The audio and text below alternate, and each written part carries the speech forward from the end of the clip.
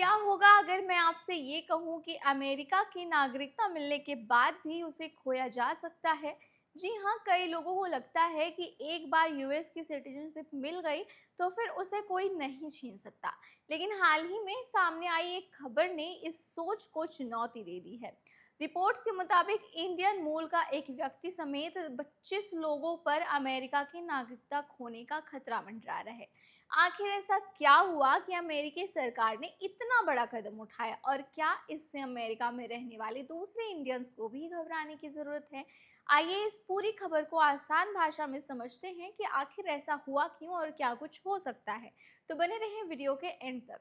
हाय, मेरा नाम है दामिनी सिंह और आप देख रहे हैं एनबीटी टेक एड। हाल ही में सामने आई एक रिपोर्ट के अनुसार अमेरिकी अधिकारियों ने 25 ऐसे लोगों के मामलों पर कार्रवाई शुरू की है जिनकी यूएस सिटीजनशिप कथित तौर पर गंभीर आपराधिक गतिविधियों या फिर नागरिकता हासिल करने के दौरान गलत जानकारी देने से जुड़ी हो सकती है।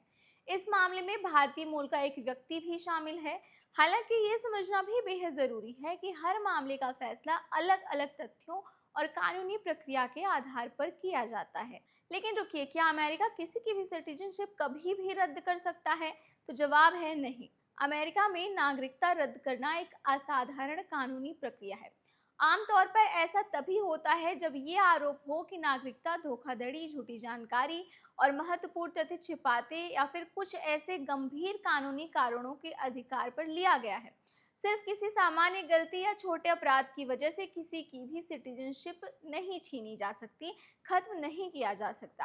अब सवाल ये उठता है कि इस खबर का इंडियन समुदाय से क्या संबंध है? दरअसल अमेरिका में लाखों इंडियन मूल के लोग वहां पर नागरिक रहते हैं, परमानेंट रेसिडेंसी या वर्क वीजा पर भी रह रहे हैं। ऐसे में इस तरह की खबर सामने आने के बाद कई लोगों के मन में इस बात की चिंता होना भी स्वाभाविक है।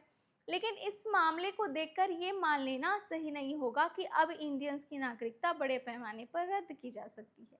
ये कार्रवाई कुछ विशेष मामलों तक ही सीमित है जहां गंभीर आरोपों की जांच की जा रही है।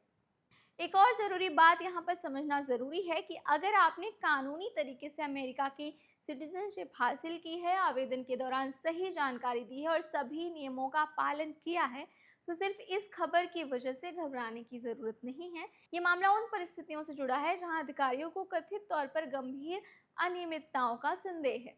तो इस पूरी खबर का सबसे बड़ा मैसेज ये है कि अमेरिका हो या फिर कोई भी दूसरा देश हो, इमिग्रेशन और सिटीजनशिप से जुड़े नियमों का पूरी ईमानदारी से पालन करना बेहद ज़रूरी है।